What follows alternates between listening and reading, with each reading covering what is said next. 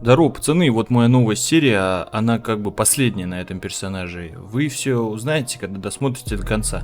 Чтобы вникнуться, про кого тут вообще идет речь, смотрите прошлые две серии по Гамбиту. Они будут и в подсказках, и в описаниях снизу. Каждая серия не похожа друг на друга, но они все про одного персонажа. Если ты не играешь на Гамбит РП или забросил и хочешь начать заново, но лень развиваться, для тебя, мой дружочек-пирожочек, есть реферальная ссылка, которая даст тебе баблишко и еще крутых ништяков. Все это в описании, братан. Ну и по классике вступления. И там дальше, как все произошло и к чему все это привело.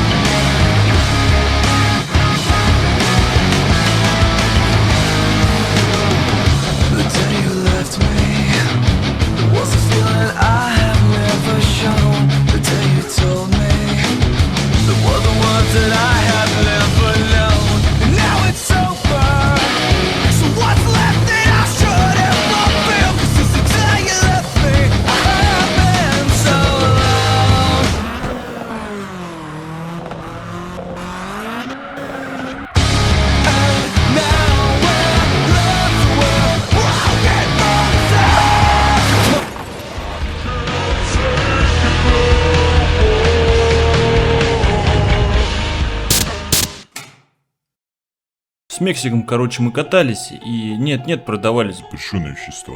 Нас уже начали узнавать и многие этим пользовались, например, чтобы сдать полиции. Продали мы, короче, одним парнем несколько грамм, потом обратились еще одни типы, на вид русские. Во время сделки, которая была достаточно подозрительной, по какой-то причине один из них решил нас завалить.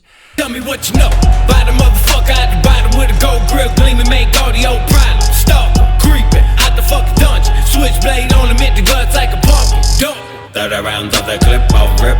Too thick with the stick that I won't miss. Little slick, real sick, don't talk shit. Whip like a brick, scale on fish. Мы кое-как оторвались, забежали в дом, Мексик нашел аптеку, заштопал меня, и на какое-то время мы залегли на дно. Слишком много людей уже знали про наш криминальный бизнес.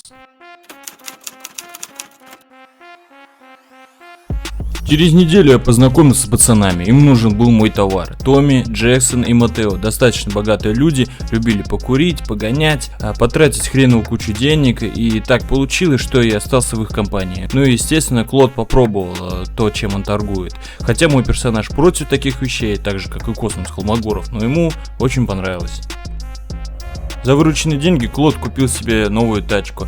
Ну и нет-нет, были разные дела Томми. Он всегда подкидывал делишки, они вроде даже были как легальные. Вот одно из дел. Нужно было просто приехать на грузовике, загрузить с порта определенные детали для машины и увезти их в мастерскую. Дело плевое. Я родился.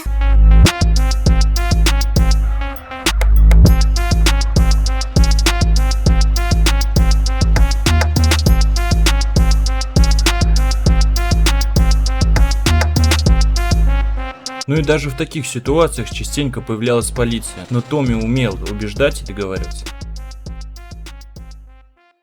Прошло какое-то время, Томми и Джексон решили поехать к девчонкам легкого поведения. Где-то они познакомились в интернете. Хорошо, что с нами не было Мексика, я поехал с ними. Приехали в деревню, встретил нас старый дед. Типа дал понять, что это его дома, и свою внучку он позвал, как бы это бредово не звучало. И пацаны не думали, что это все слишком странно или даже глупо, так как девчонка уже вышла и позвала их домой. Клод прошел с ними. Через какое-то время за нами вошли еще парни. Представились братьями девчонки. Начался какой-то разговор, и я уже собрался написать смс парням, чтобы свалить, но тут началось это.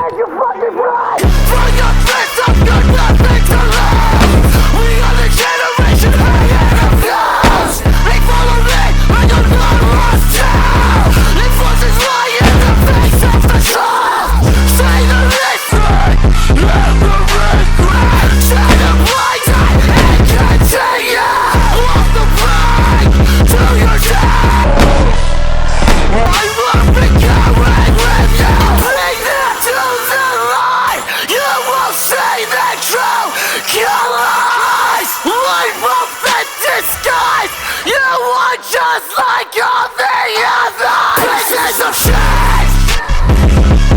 Places of shame. Places of shame.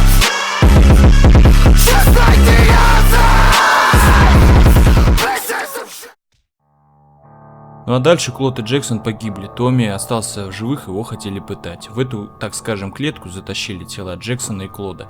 Потом нас перетащили в другую комнату, то есть труп Клода и живого Томми. Я не знаю, что они хотели делать дальше, но тут приехала полиция, и благодаря этому Томми остался жив. Преступники сбежали, оставилась только девчонка, но девчонка накидала, мол, она тоже потерпевшая. Вот такая серийка, пацаны, у Клода ЦК. И мы с новым составом, и там Томми есть, и Мексик, и еще несколько пацанов создали новую, так скажем, группировку, типа анархистов, что-то в этом роде. Вдохновлялись фильмом «Бойцовский клуб». Топик, наверное, уже будет готов к тому времени, как ты это посмотришь. Так что залетай к нам. У нас необычная какая-то группировка. Должно быть весело. Мы уже купили дом, сделали там маппинг, начали потихоньку играть. Все ссылки снизу, и да, не забывай смотреть другие ролики, и реферальную ссылку тоже не забудь. Если будут проблемы при регистрации, можешь написать в ВК, я тебе постараюсь помочь.